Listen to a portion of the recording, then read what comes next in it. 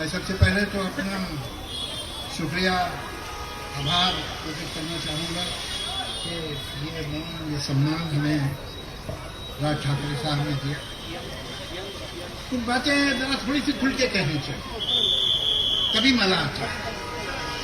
अब बहुत से लोग हैरान भी होंगे कि राज ठाकरे साहब को और कोई नहीं मिला था सलीम जावेद के अलावा, और कुछ लोगों को ये भी आश्चर्य होगा कि भाई जावेद ये तो अपने आप को नास्तिक कहते हैं, एथीस्ट कहते हैं, ये एक धार्मिक त्योहार में क्या करते हैं, ये कैसे पहुंचे। अब उसकी एक थोड़ी सी दो वजह है। एक वजह तो ये है, ये तो खैर हमारे बहुत गहरे दोस्त हैं राज ठाकरे साहब, लेकिन राज ठाकरे साहब तो अपने दुश्मन को भी इनवाइट करे तो इनकार तो नहीं करता है। दूसरे हम तो दोस्त हैं। और दूसरी बात यह है कि मैं श्री रामचंद्र जी को या सीता जी को सिर्फ हिंदुओं का धरोहर नहीं समझता। इस देश के हर वासी का, हर आदमी जो इस धरती पर पैदा हुआ है तो अपने को हिंदुस्तानी है। रामायण उसका सांस्कृतिक धरोहर है। वो हिंदुस्तानी कैसा होगा जो नहीं जानता है रामायण के बारे में या महाभारत के बारे में। ये तो हमारा इतिहास है, ये तो हमारी संस्कृति है, ये हमारी पहचान है। वो चीज है जिस पर हम जितना भी गर्व करें कम है। इसका कुछ लोगों का धार्मिक आस्था है, उससे बहुत लोगों की है, लेकिन मेरे जैसे जो नास्तिक है उनके लिए भी ये गर्व का सामान है कि मैं उस देश में पैदा हुआ हूँ जो रामचंद्र का सीता का देश।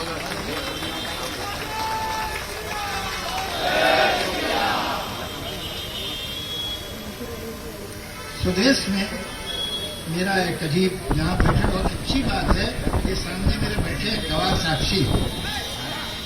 एक पिक्चर हम लोग बना रहे थे, डायरेक्टर ये थे, मैं उसका सॉन्ग राइटर था।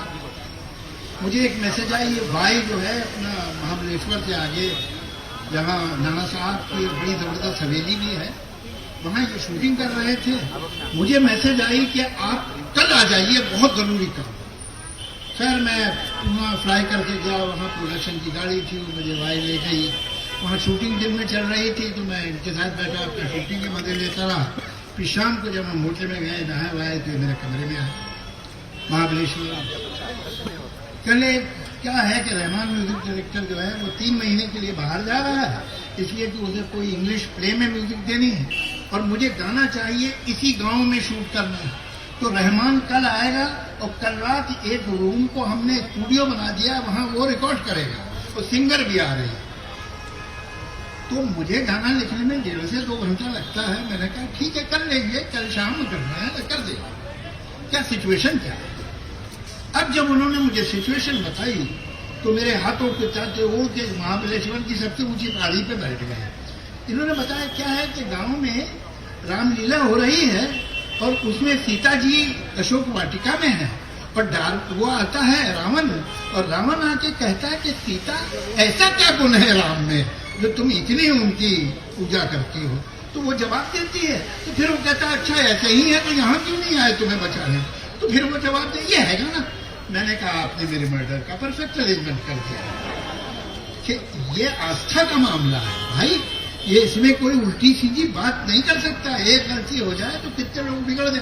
नहीं आप कर लेंगे, आपको मैं जानता हूं आप कर लेंगे। मुझे बिल्कुल मालूम था मैं नहीं कर सकता। मैं रात को आमतौर से 1:30 बजे सोता हूँ, लिखता भी रात को हूँ, पढ़ता भी रात को। मुझे इतना डर लगा कि मैं 9 बजे सो गया। सुबह 6 बजे मेरी आंख खुली तो सामने कैसेट प्लेयर रखा है, कैसेट रखा है, कलम और कागज रखा है। मैं डर के देखा उसे, तो मैंने सोचा क्या करता हूँ 2-3 लाइनें लिख देता हूँ और फिर दिखा दूंगा इन्हें आशुतोष जी को कि देखिए ये मैंने कोशिश की थी, नहीं हुआ भाई।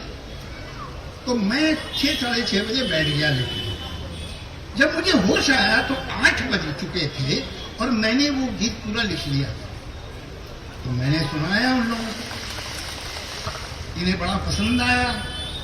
मुझे भी समझ में नहीं आया मैंने कैसे लिख लिया, लेकिन अचरज की बात आगे जब वो म्यूजिक रिलीज हुई तो एक इन्होंने बड़ा फंक्शन रखा, उसमें कुछ बड़े ज्ञानी लोग आए, बड़े विद्वान लोग आए, और एक आदमी ने मुझसे कहा कि साहब आपने कमाल कर दिया, रामचरितमानस में जो लिखा गया है जिस तरह से, आपने उसको कैसे इस्तेमाल करके गाना बना लिया।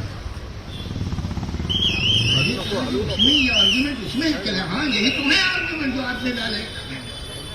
अब मैं आज तक नहीं जानता कि क्या मैंने अपने बचपन में लखनऊ में था तो रामलीला कृष्ण लीला होती रहती थी, बहुत बार देखी थी, 5 साल 6 साल 7 साल की उम्र, तो क्या कोई ऐसी चीज थी जो मेरे कान में जाके मेरे सबकॉन्शियस में कहीं पड़ी हुई थी और वो मारे डर के बाहर निकल आई, या ये कि यही एक सही तरीका था लिखने का।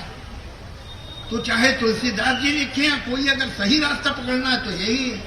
मुझे मालूम ये कैसे हुआ, लेकिन ये हो गया और वो बड़ा लोगों ने पसंद किया और बड़ा चला।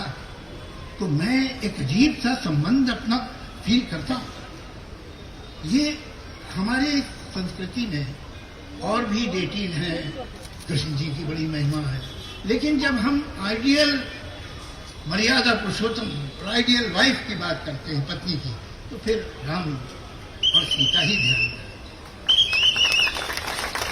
एक अध्यात्म रामायण 15वीं सदी में, समझिए 100-125 साल पहले रामचरितमानस से लिखी गई थी। उसमें एक दृश्य है कि जहां सीता जी को रामचंद्र जी कहते हैं कि तुम मेरे साथ क्यों चल रहे हो, कहां तुम जंगल में जाओगे, तुम यहां रहो में आए। ये तो मोहब्बत की, एकता की, गृहस्थ जीवन की बेहतरीन मिसाल है। जय सिया। सिया और राम को अलग से वेद नहीं किया, उसका नाम था रावण। जो अलग करे वो रावण। तो आज आप मेरे साथ 3 बार नारा लगाएंगे, जय सिया। बोलिए जय सिया राम, जय सिया राम, जय सिया राम। आज से जय सिया राम ही कहिए।